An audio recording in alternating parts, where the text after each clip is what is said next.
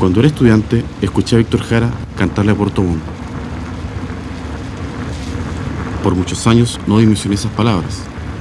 Ellas traspasaron la barrera del tiempo. La guitarra del cantor hoy se hace más presente que antes, aunque las ruedas de la historia oficial olvidaron incluir en sus páginas los registros de una escena que terminó con 9 personas muertas y con repercusiones en todo Chile.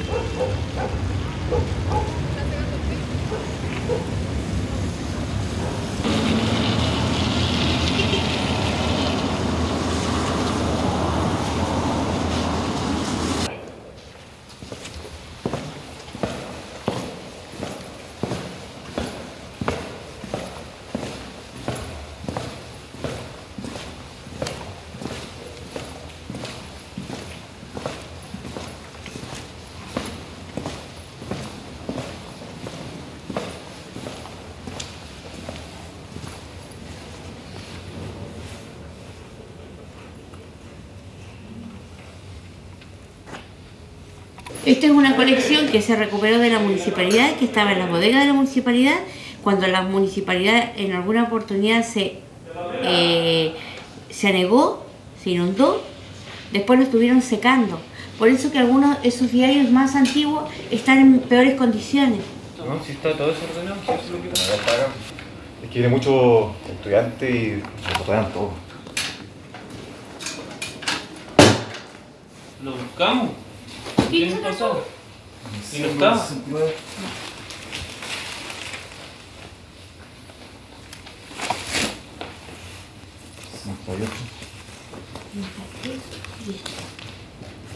No, para 68.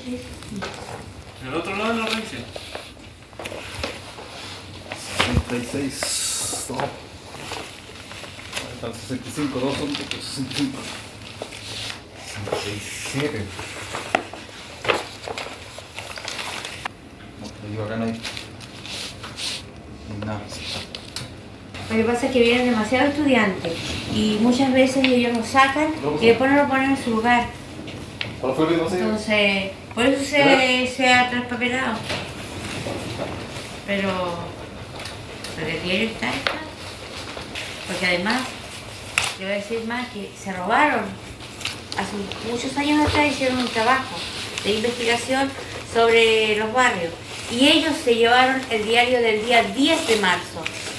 El suceso de la Pampa y Gol fue el día 9 y el primer diario están todos cosidos, pero ellos lo sacaron, se lo llevaron.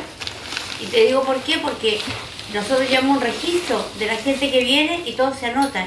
Entonces sabemos quién fue el último que ocupó el diario.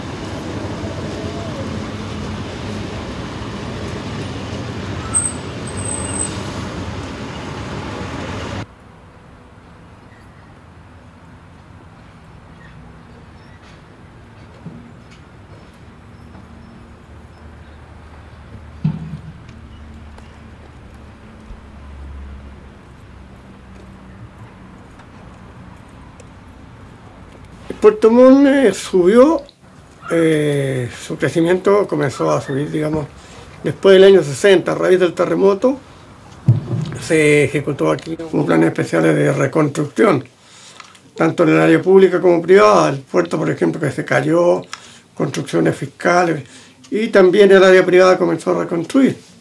Bueno, el crecimiento era manifiesto. En casitas chicas habían 2 o 3 viviendas. No había tampoco trabajo abundante. Y socialmente era una sociedad muy marcadamente dividida políticamente. Era conservadora o era radical. Había que andar por una vereda o por la otra. La ciudad les prometía escuela, le prometía hospital, o sea, salud, le prometía trabajo, y eso hacía que Puerto Montt fuera muy atractivo, a tal punto que rápidamente Puerto Montt empezó a crecer desde el punto de vista poblacional. Normal que estaban latentes todos los problemas sociales que eso ocasionaba y agudizaba. Una persona que se casa, que tiene 2 hijos, que está llegado, que no tenía trabajo, y que le están ya diciendo, mira, tienes que irte, viejito. No me pagas los 2 meses, los 3 meses, pero tienes que irte. Bueno, y cuando eso se saturó, la gente se fue a tomar los terrenos arriba.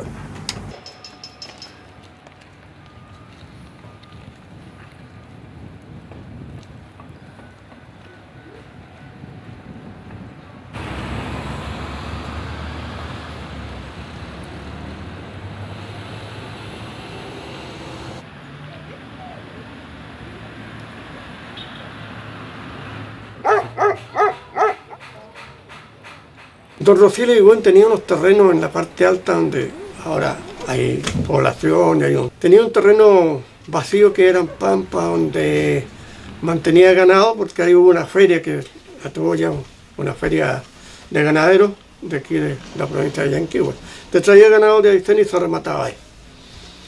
Pero después se instaló la feria de Osorno, entonces don Rociel Higüen y otros socios prácticamente desistieron de ese terreno.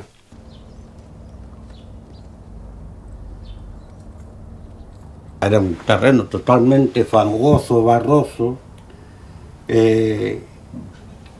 para uno que siguiera para la crianza de animales ni para eso. Lo marqué con un palo en cada esquina y empecé, hice mi ranchita. Era una ranchita, era súper chica, con nylon, cartones. La cosa era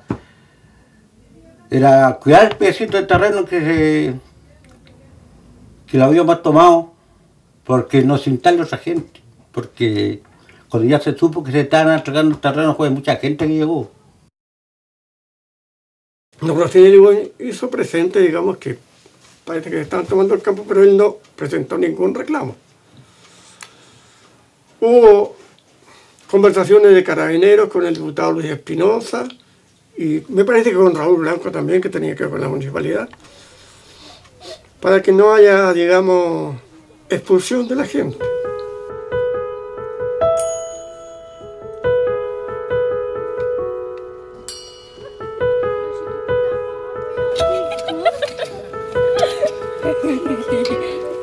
Sí. En el negocio, la señora lo salió sola.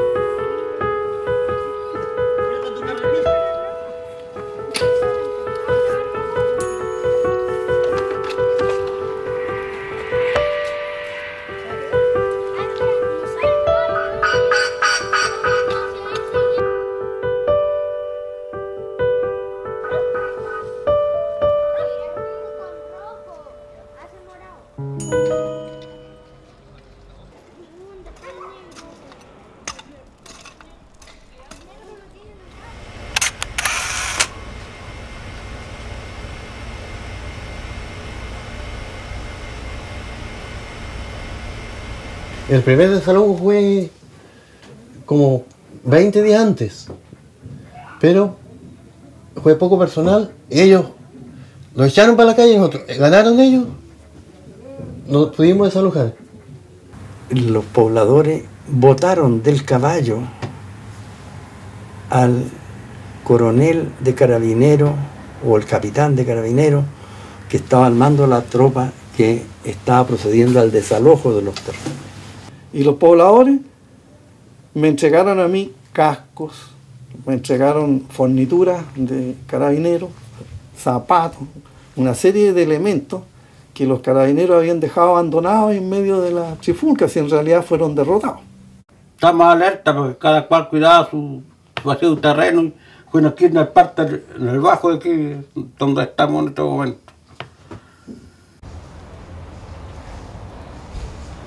En todos los tomas habían despojos casi. Si no se llegaba a un arreglo, había siempre despojos. Y los despojos eran apaleando a la gente.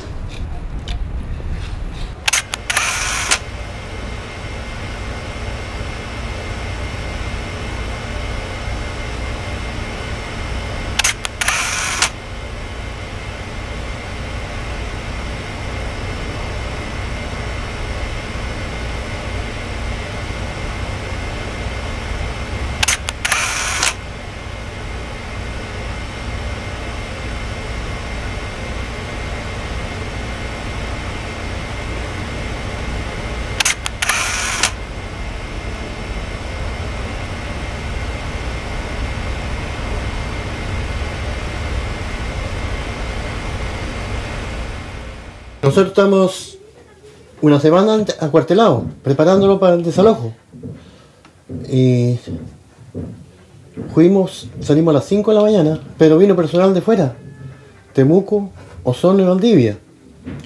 Nosotros cuidamos la carretera para que no entre más personal, lo de la segunda comisaría. El presidente Ibañez lo cerramos completa y el personal de las otras guarniciones desalojaron a la gente. Habían más o menos sus 1000 policías más o menos. No, llegaron por todos lados, porque resulta que los acordonaron. A nosotros llegaron, nos acordonaron, nos dejaron en el medio. Vaya arriba, me dicen, a los terrenos de Irigón están matando a la gente, por favor vaya usted a parar que no sigan matando gente. Le dije, no sé qué me está hablando, Leopoldo. Me dijo, vaya, no, le dije, yo no voy a ir para allá, yo voy a ir a la intendencia, me corresponde ir a la intendencia. Dispararon ellos, primeramente. Y ahí se anuló el tiroteo. La gente se vendía como podía, pero no había armamento. Nadie tenía armas, era puro palo nomás y fierro, la gente se defendía. Estaban con lanzas, armas, hachas. Tenían una cuestión de tipo burreras, todos armados, chicos y grandes. Mujeres también allá. Empezaron a quemar ranchas, a golpear y nosotros defendíamos con lo que teníamos, palos, piedras. Cuando por ejemplo alguien le pegaba a un carabinero, por ejemplo, llegaba y a ese lo valía. Había harta agresión contra carabineros. A la abuela no salieron nunca a fuerza. Y toda la gente se preguntaba qué pasó, nadie sabía. Sabía que hay disparos y que había gente herida. Eso es lo que se sabía. Compañías, alerta que hay una emergencia urgente. Y me fui mi cacharrito a mirar arriba qué pasaba. Entonces llegué con mi cacharro, un Fiat 125, y no me dejaron pasar los carabineros porque donde estaba la Pampa Irigoyen era un terreno de 200 por 100 metros más o menos. Y entonces colindante con la carretera, y entonces llegué hasta por acá, y aquí estaban ya los cordones, y aquí estaban en la mitad de esas 200 metros estaban los 300 carabineros que habían llegado, en total habían como 350 carabineros, todos con metralleta en mano. No había por dónde dirigirse para entrar a la Pampa de Irigoyen. Estaban todos los accesos cerrados. Y había en la entrada de la Manuel Rodríguez, que es una diagonal que va para adentro. Esa era la entrada oficial hacia la Pampa. Y ahí había una acumulación de muebles, catre, palos, leña y todo acumulado para evitar que entrara nadie. Y ahí había presencia de carabineros, presencia tal vez de bomberos, había gente que quería entrar, autoridad que querían entrar, porque se había producido adentro un hecho grave con la presencia de carabineros. Señores, nadie va a esa emergencia, porque hay muertos y no queremos que mueran los bomberos. Pero sí, hay incendios, pero sin sirena, porque la sirena tiene la característica de poner nerviosa a la gente. Es el objeto de la sirena. Toca la sirena y tú te despiertas al tiro, porque ya bastan de nervios. Y en lugar dimos varias otras órdenes: doblen la guardia en cada cuartel, citen a sus compañeros si es que pueden, y solo gente de uniforme, no de civil. Yo le estaba pegando a un pascuense y recibí 2 balazos. Recibí uno en la mano primero y después el otro en la guata y con ese caí. Entre los pobladores de la Pampa Irigoyen había muchos trabajadores míos. Yo no tenía idea que andaban metidos en ese libro. Entonces me hicieron señas para que yo me acercara y me dijeron que el Land Rover podía entrar a sacar, ver de qué manera podía ayudar. Y no dejaron entrar las ambulancias. Porque la gente sabía, desde luego sabía la posición política mía. Y me conocían por esta relación diaria que yo tenía con el mundo laboral. Y el vehículo ellos lo identificaban. Entonces me abrieron la cuestión, entré, cerraron la cuestión y ahí empezaron las carreras por subirse al Land Rover, por ir a buscar aquí a fulano, merengano, y nos metimos al centro y ahí había heridos de todos los, en la casa acá, en la allá acá, que vaya para allá, que vaya para acá, y fuimos llenando el Land Rover con 4 o 5 heridos en cada viaje. Hice como 4 viajes, yo saqué 14 o 15 personas.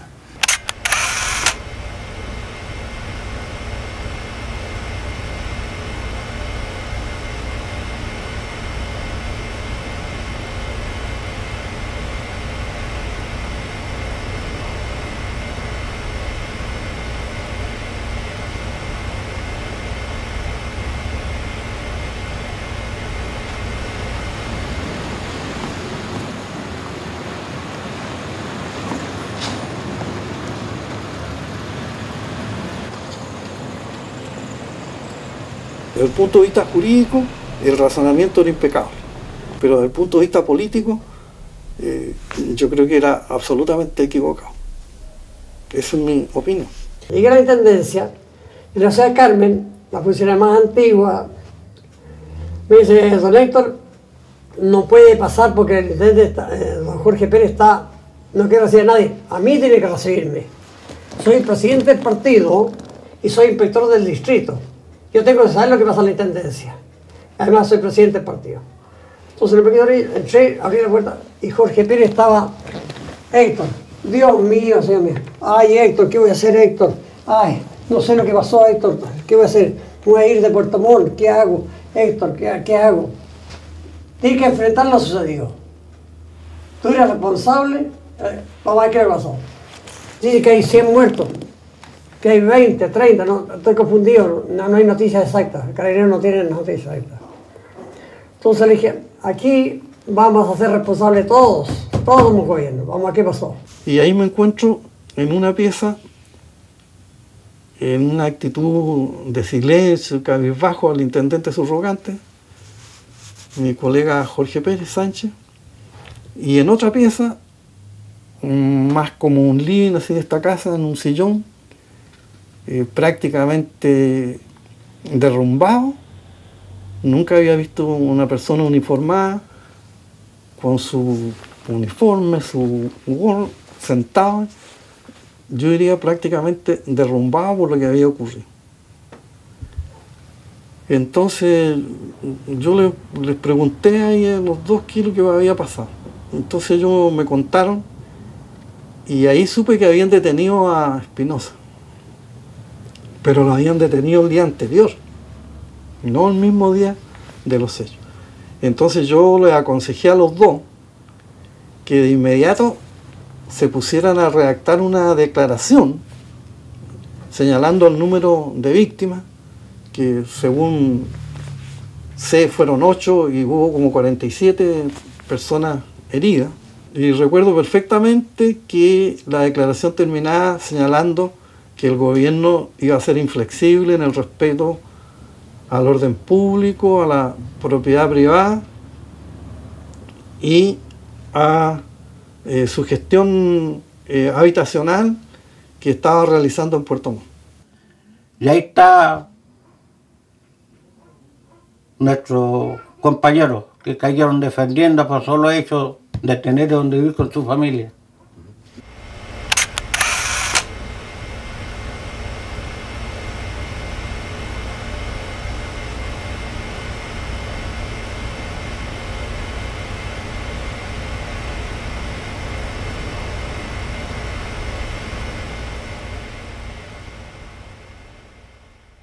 Yo era periodista del departamento de prensa de Canal 13 de la Universidad Católica, año 69. Trabajé ahí hasta el año 71. Y pues recibimos la instrucción, la nota, de ir a hacer una nota porque había ocurrido el hecho. Y en ese momento Salvador Allende era presidente del Senado y llegó.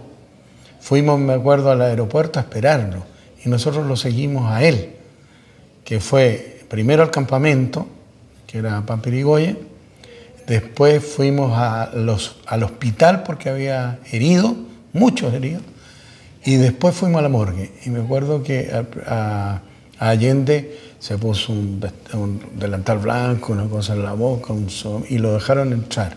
Y nosotros desde fuera pudimos grabar, en ese momento filmar, se llamaba, con los equipos de esa época, algunos cuerpos que estaban ahí. Ya a las 8 de la mañana me despertó el director, don Evaldo Omar. Que me levante y vaya a reportear porque en Pampirigoyen había habido un incidente y que había gente herida, mal herida. Y yo me levanté, comencé a levantarme, cómodamente llamé por teléfono a un taxi para que había buscado mi fotógrafo cerca acá porque vivía en calle Talcahuana, calle Varas con Talcahuana. Vaya a buscar a mi fotógrafo mientras yo me arreglaba y de aquí partimos con un taxista Garcés, Marce me parece que ya la apellido. Bueno, nos fuimos a Pampirigoyen y llegamos allá.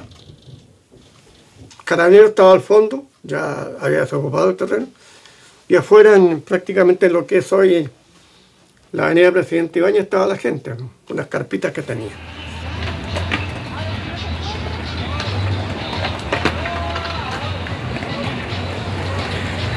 Tomé esta foto yo me ubiqué detrás de ellos con un ángulo que permitiera ver la cantidad de pobladores que habían ahí. Ellos estaban conmovidos por lo que ahí había ocurrido. Llegó don Rocío Irigoyen porque todo el mundo hablaba de la orden de desalojo. La orden de desalojo que la habría pedido el señor Irigoyen. Y él llegó a hacer esa aclaración. Y nos dijo a los periodistas, yo no he pedido desalojo, yo no he pedido desalojo, yo no he pedido desalojo. Están los cadáveres tendidos en los pasillos del hospital, en el suelo. Y fotografié eso. Pero el doctor estaba muy conmovido y me autorizó, pero sin ningún problema, para que hiciera todas las fotos que quisiera.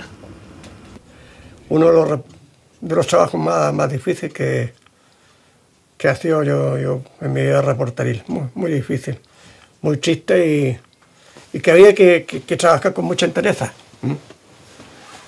Todavía hoy día uno se recuerda eso y te impactado.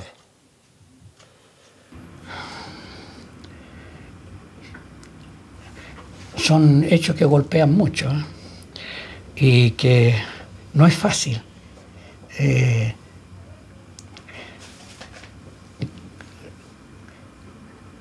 A uno le dicen, no le dicen, uno piensa, o por la experiencia que tiene que pensar por la cámara y apretar el obturador. Pero hay momentos en que no se puede apretar y mirar por la cámara nomás y apretar el obturador. Hay que hablar también a veces.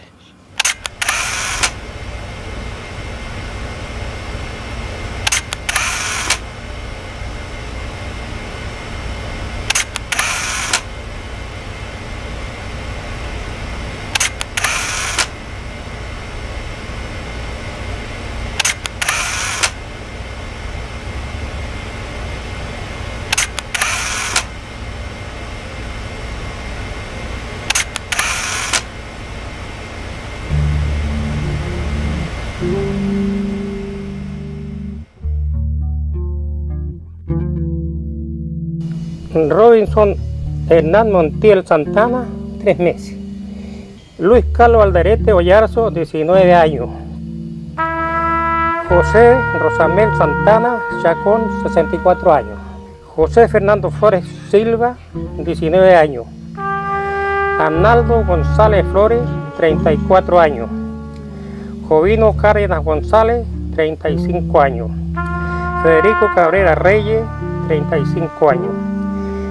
Filiberto Vargas Vargas, 35 años. Y José Aros Vera, 21 años.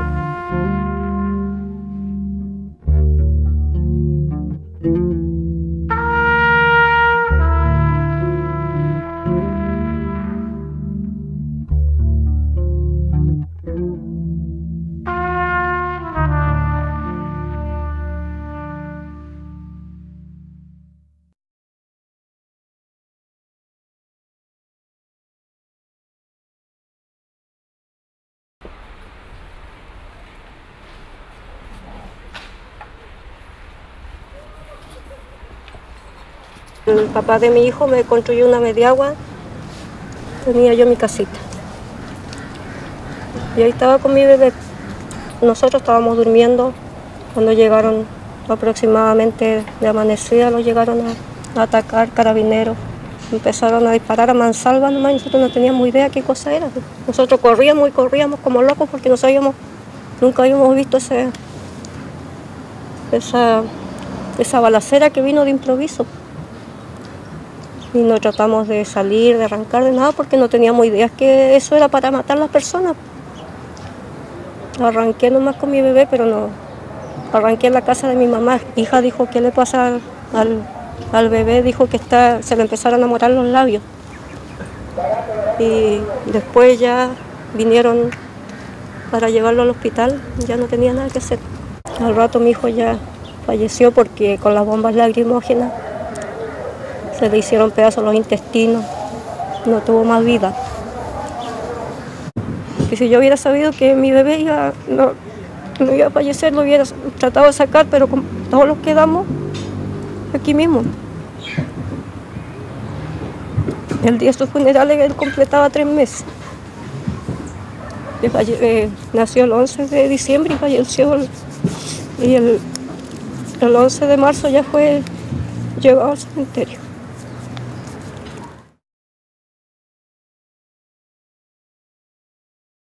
Yo fui del campo, pero estábamos viviendo en Modelo, en el cerro. Nos vinimos a ver si podíamos sacar un sitio para nuestros hijos. Los carabineros llegaron a las 7 de la mañana. Tenían esos abrigos largos, con botas largas y los bolsillos llenos de piedras. Llegaron y empezaron a correr piedras y sobre la misma empezaron a correr balas y bombas lacrimógenas. El finado mi cuñado ese le cortaron los dedos, le cortaron los dedos de la mano y sobre la misma le pasó la bala aquí en el estómago. Le pasó a salir las tripas hacia afuera. Entonces, ¿qué es lo que hice yo? Andaba con un bitle, esos años se usaban los bitles, llegué, saqué el cuello y le amarré la mano. Y ahí donde mataron al señor Cabrera, ahí en esa mediagua había una enagua de una señora y con esa enagua le puse las tripas para adentro a mi cuñado y lo llevamos al hospital. Cuando vengo acá, no me animé a venir hasta acá porque estaba lleno de carabineros. Pero ya a esas horas ya estaban todos unos presos, los otros estaban muertos y mi hermano alcanzó a durar 12 días en el hospital.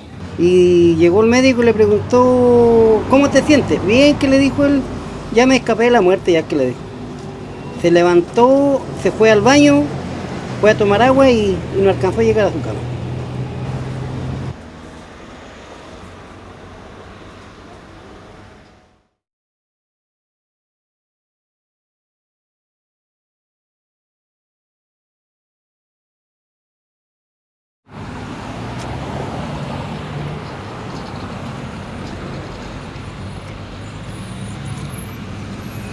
Ahí pusimos unas chapas, levantamos como una especie de casita provisoria y nos fuimos con mi mamá a la casa, al centro, y mi papá quedó con uno de mis hermanos.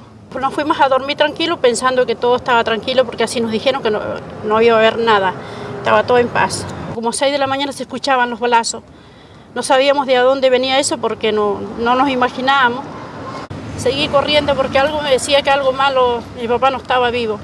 Y corrí hasta la calle, la intersección de Magallanes y María Rodríguez, y como no pude seguir, doblé hacia abajo y alguien me dijo, ahí en atrás hay una persona herida. Y yo entré por la parte de atrás, que viene la otra calle que paralela a esta, e ingresé hacia adentro y ahí en una casita de un señor que vendía pescado. Lo tenían a mi papá recostado con almohadas y estaba agonizando. Y yo lo único que atiné en ese momento es que lo quería llevar a mi casa y él me dijo, hija, déjame ahora aquí. Y yo salí afuera gritando y gritaba, mamá, acá está mi papá, acá está mi mamá, mi papá. Y en eso apareció más gente a los gritos míos y empezaron a ayudar para sacarlo. Y de allí llegó una ambulancia y lo llevaron, y ahí se lo llevaron al hospital. De ahí no lo vi más mi papá con vida, hasta ahí fue la última vez que lo vi. Tenía una entrada en el costado izquierdo y a este lado tenía su mano cortada y un hoyo muy grande acá. Y solo la piel le sostenía su mano, porque de la bala donde salió tenía un gato muy grande. Y le había lastimado los riñones, el hígado y el estómago. Y de allí comenzó la odisea más fea para nosotros, al quedar solos. Aunque el gobierno nos entregó una casa, que realmente sí la necesitábamos, pero ese fue el pago de nuestro papá.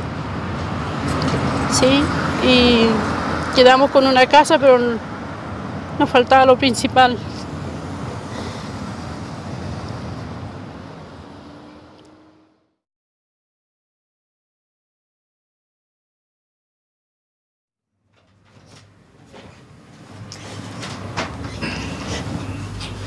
Por eso que yo le hago el quite a estas cosas, porque son recuerdos tan tristes.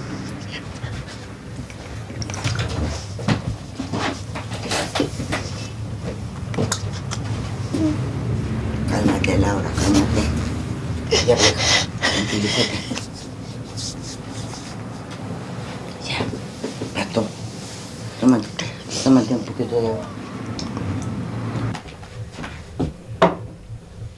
Cuando estábamos acostados, nosotros a las 7 de la mañana empezó el baleo. Y se levantó mi esposo porque había aquí a los pies del sitio, había una persona que había venido de Santiago. Entonces él fue a ayudarle a buscar uno de sus niños. Él lo trajo, lo fue a dejar allá atrás y salió acá afuera a mirar.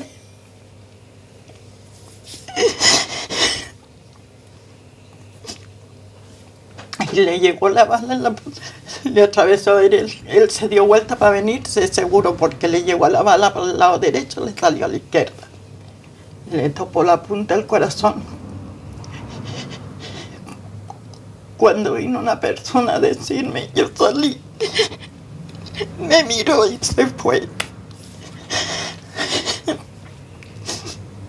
Incluso ese día estuvo todo el día botados acá afuera porque no venía un juez, nada, quien dé la orden para que lo levanten. Hasta la tarde lo levantaron y mi esposo se veló en la casa de su hermana, en Bellavista.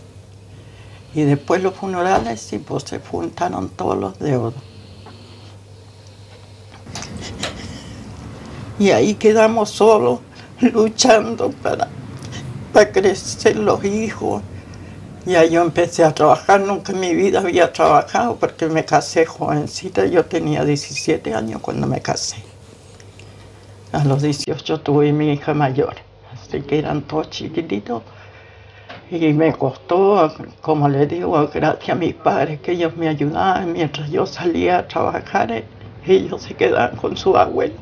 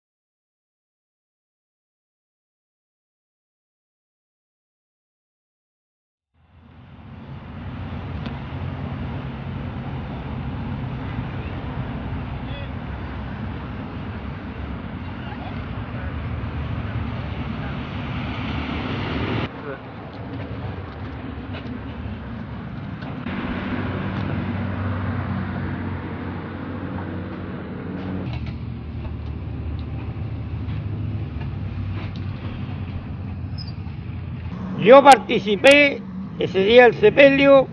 La cantidad de habitantes de Puerto Montt era extraordinaria. Alguien me dijo que se calculaba en unos 14.000 asistentes al acto. Los funerales fueron inmensos y no permitieron que se lleve en carroza. Se llevó en la mano.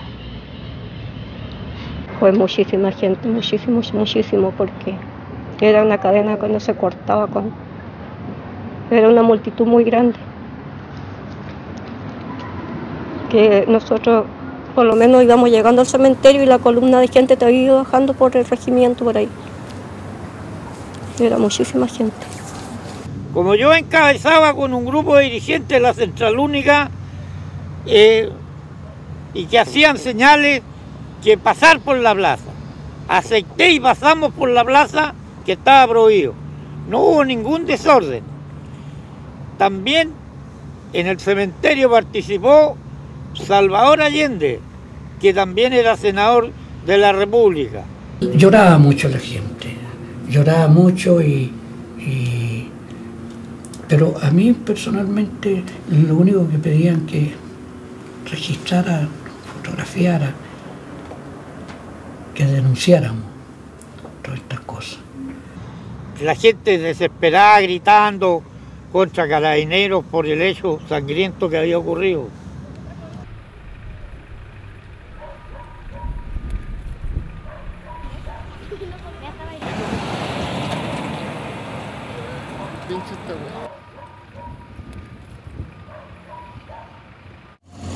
Murieron porque no tenían casa y necesitaban su pedazo de sitio para hacer su casa. Entonces, lamentablemente, que se murió la gente. Eso es lo único malo que hubo. Por una persona que dio la orden de desalojo, que fue Edmundo Pérez Zucovich.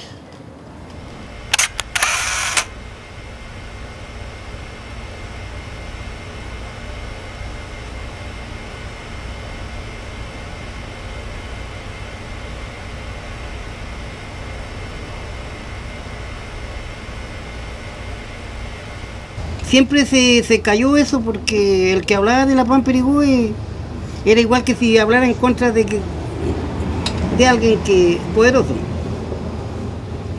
No se podía hablar.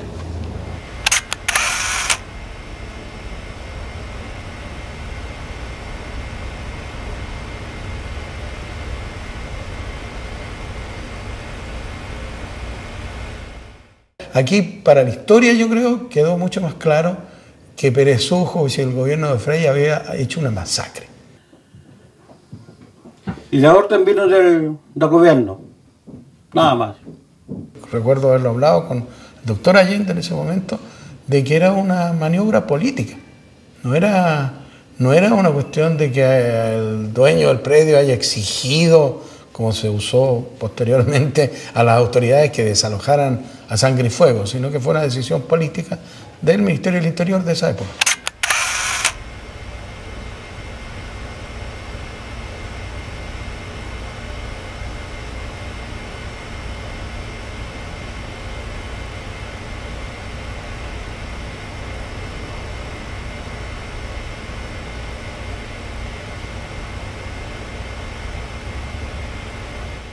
Uno no puede hacer nada porque la orden vino de arriba y aquí los jefes tienen que cumplir la orden, si no, no serviría. Porque la orden viene del Ministerio del Interior, el Ministerio del Interior da la orden al intendente, el intendente al prefecto, y ahí hay que cumplir la orden, si no, el comandante no serviría, un coronel de tiempo, no serviría su puesto. Y el chico tiene que cumplir la orden del jefe. Si no, tampoco serviría el funcionario que ha jurado por la bandera nuestra. Si no, no serviría.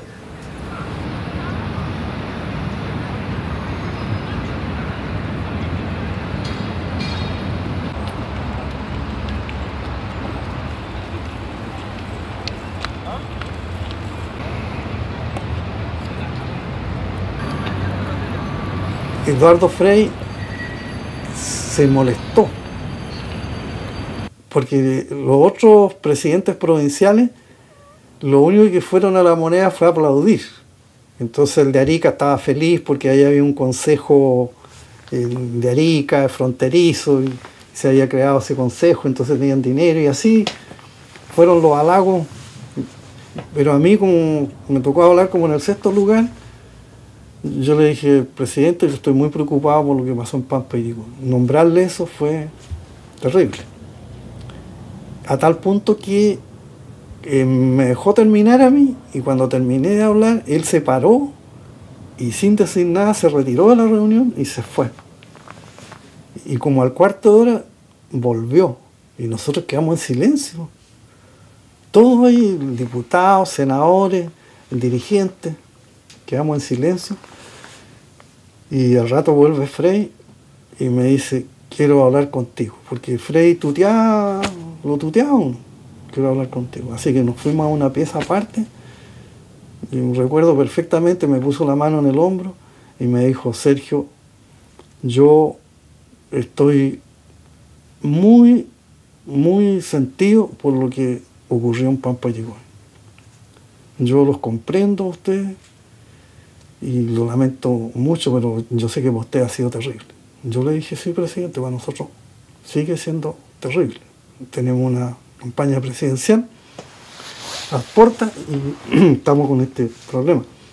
Entonces me dijo, yo me retiré de la reunión porque salí a llamar al ministro de la Vivienda para que te diera una audiencia. Así que mañana, a primera hora, a las 9, tiene una audiencia con él. Entonces quiero que le cuente todo lo que tú deseas que se haga en Puerto Montt para mejorar la vivienda, si hay que comprar más terreno. Y Pérez Ujovich trató de minimizar esto. Incluso recuerdo que hubo varios heridos que murieron posteriormente. Entonces usó ese, como que había que tener respeto por las víctimas, que nada de fotos y todo eso. Y nosotros salimos a la calle, hubo una manifestación, me acuerdo, no recuerdo el día, pero reclamándole a Pérez Ujovich que esto se tenía que conocer.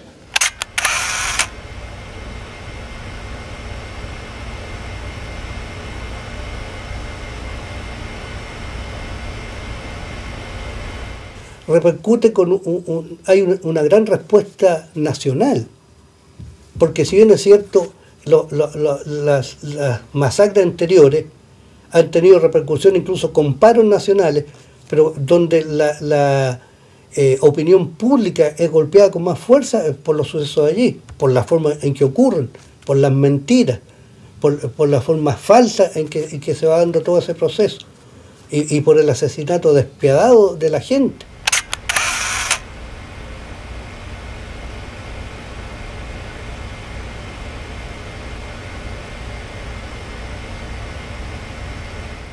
Lo que pasó en Pampa de Irigoyen fue el comienzo, fue una radicalización del quiebre de la democracia cristiana. Va a determinar entonces ya estos cambios, no solamente en aspecto de la lucha reivindicativa de los trabajadores, sino que también en el aspecto político. Un sector que es el sector de Elwin, que es el sector de la derecha demócrata cristiana, que es el sector de gobernativo. Un sector intermedio que se llamaban los terceristas, que eran dirigidos por Lucho Mayra, y eran dirigidos por Bosco Parra, que era un sector que decía, aún la democracia, su líder era Tomic, aún la democracia cristiana puede ser izquierdista, puede hacer revolución. Se creían que no estaba caducada la revolución. Y el sector rebelde, que tenía dos sectores también a su vez. Te das cuenta que los partidos son complicados. Tenía un sector que eran los viejos demócratas cristianos, que era mi viejo, que era fundador de la Falange.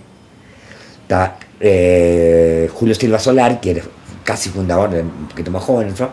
Y el otro que era Alberto Jerez, que era un joven de Concepción, que era senador. Ese sector era el sector de los viejos, de los rebeldes, y había un sector de los jóvenes rebeldes que después cachamos que funcionaban solitos los jóvenes. Eran bastante pillos, que es el sector del MAPU, cuyo jefe máximo era Rodrigo Ambrosio, y cuyo líder en la juventud demócrata cristiana era el Guatón Correa, que en ese momento sacó una declaración condenando Pampa Irigoyen. Y eso fue muy fregado porque condenaba dentro del partido de gobierno, la juventud del partido de gobierno condenaba al gobierno. Posteriormente renunció toda la juventud demócrata cristiana, que era bastante, porque renunciaba toda un área del partido, y además un partido que siempre se lucía como partido juvenil. De ahí se fundó el MAPU. Entonces, si tú quieres, en cierto grado, no es Pampa Irigoyen solo, o sea, Pampa Irigoyen ubicado dentro del contexto histórico, ese contexto histórico fue llevando a la Unidad Popular. Pampa Irigoyen va a estar ahí junto a otros, como Salvador, como Ranquil, como Santa María de Iquique, etc. Y en general todos esos ministros son ministros que terminan más o menos vilipendiados por la historia.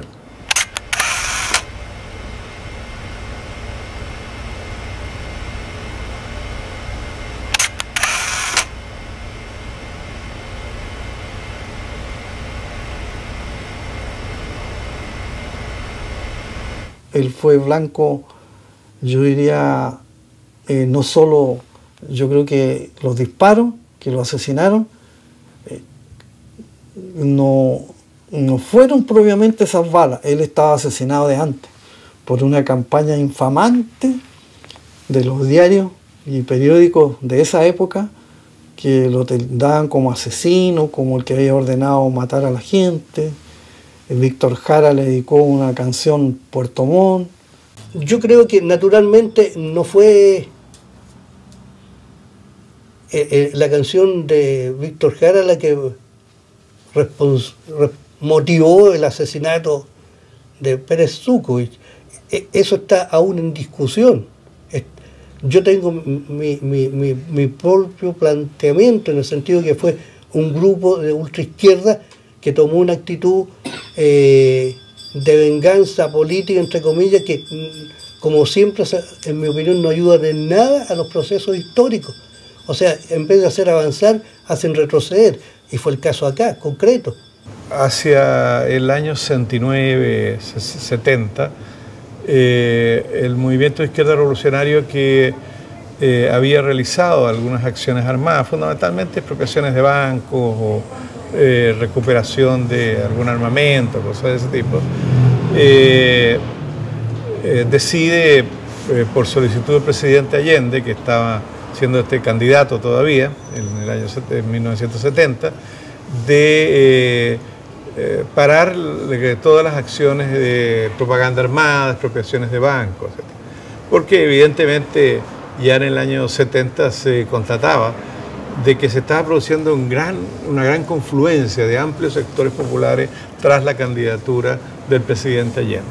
En ese momento hay dentro del MIR y en sectores, otros grupos adyacentes, la idea de que no se debía detener estas acciones armadas y de que había que continuar, porque se suponía de que Salvador Allende no era un revolucionario, era un reformista, y que la lucha revolucionaria exigía en esas condiciones la continuación de acciones armadas.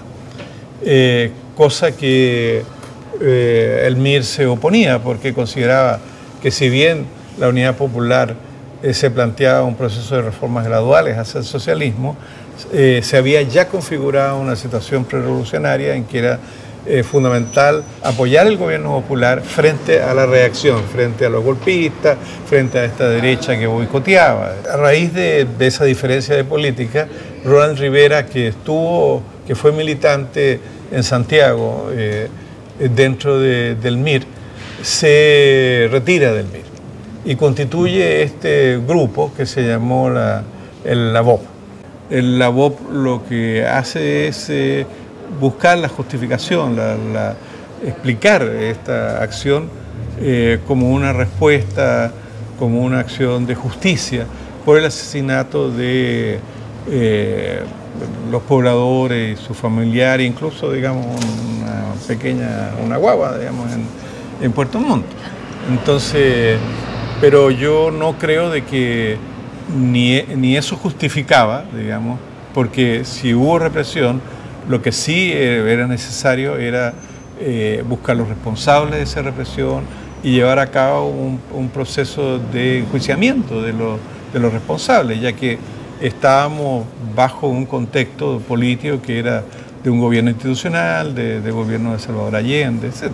Y el asesinato de Pérez Zukovich, que es consecuencia, digámoslo, directa o indirectamente de Pampa Irigoyen, eso va a significar que Democracia Cristiana ya con cama y petaca se va a la oposición, se une con la derecha y empieza entonces a tener una actitud cada vez más enconada contra la unidad popular. Primero, el asesinato de Venezuela es condenable, como todo asesinato, por empezar. Y segunda cuestión, es la estupidez más grande, o sea, fue fatal para Allende. En nada favoreció el avance del movimiento popular y revolucionario en Chile, por el contrario, fue también utilizado como justificación de los grupos de derecha más radicales. Yo creo que Pampir Irigoyen es un hecho que influye hasta el golpe de Estado. Termina ganando el golpe de Estado, termina prestando ministros para el golpe de Estado. O sea, ¿quién puede negar que Elwin estuvo con el golpe de Estado? Sí, sí estuvo con el golpe de Estado. Todos sabemos que los altos dirigentes de la Democracia Cristiana van a ser los generales civiles del golpe de Estado. ¿Pero quién tú crees que paga todos los procesos históricos? ¿Cuál es el burro carga en la historia? Las clases pobres, po. Y esos quedan ahí nomás. ¿Quién sabe los nombres? Algunos. Tú puedes ir a Punto Final de esa época, saber los nombres, seguramente. Esos nombres quedan absolutamente anónimos. Y queda la condena de Héctor Jara, si tú quieres. Que en el caso de Pampir Irigoyen fue importante, ¿no? Una canción que todavía se canta.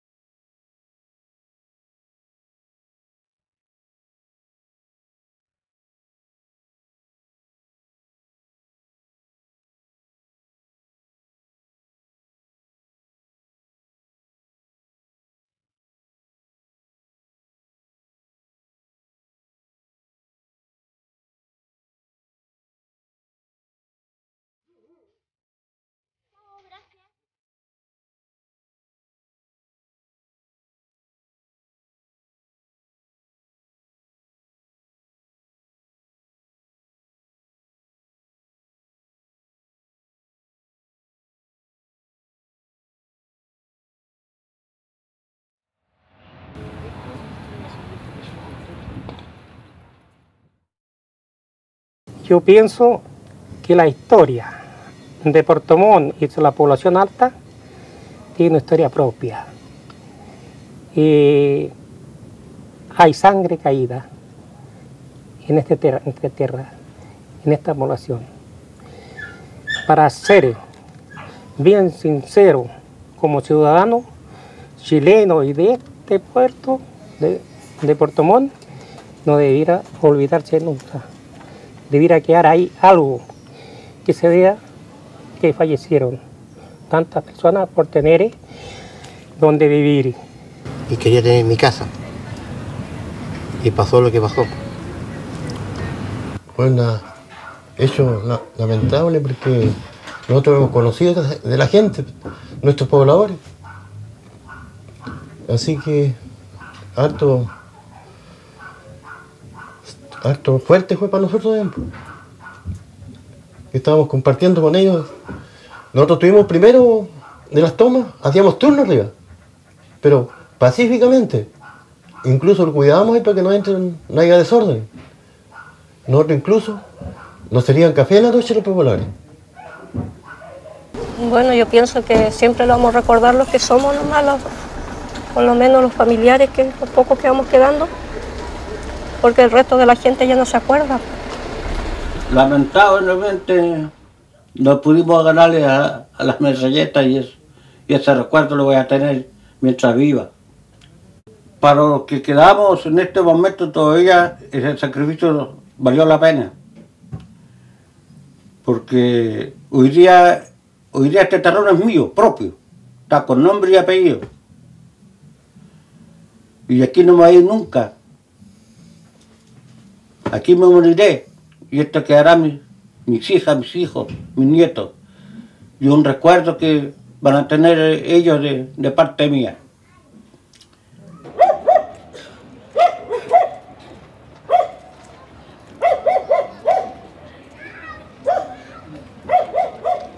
Los recuerdos fluyen y vuelan por las mentes de los seres. Hoy, a 4 décadas de los hechos, no hay elementos visibles que recuerden lo sucedido. No hay nombres de calles, ni una placa, ni actos de conmemoración. Sin embargo, la historia es flexible. Los relatos inconexos en las bocas de la gente, los recuerdos, la aterrizan, la afectan, la sensibilizan.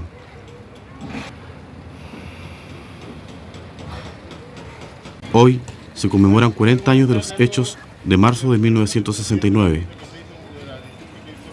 Me conmueve que estas personas murieran en un crimen tan alejado de la cordura. La vida humana en la misma escala que la defensa de un pedazo de tierra. Y se costó la vida de 10 pobladores de distintas edades. Por aquellos años ya comenzaba la migración campo y ciudad, y matrimonios jóvenes reclamaban por tener un techo propio donde la palabra hogar tuviera sentido. Somos hoy la población Manuel Rodríguez, que recuerda a sus mártires que con su acción heroica hicieron que todo el aparato del Estado se cuestionara acerca de la justicia política. Hay familiares de las víctimas, unos pocos sobrevivientes y algunos curiosos. Ningún medio de comunicación, ninguna autoridad.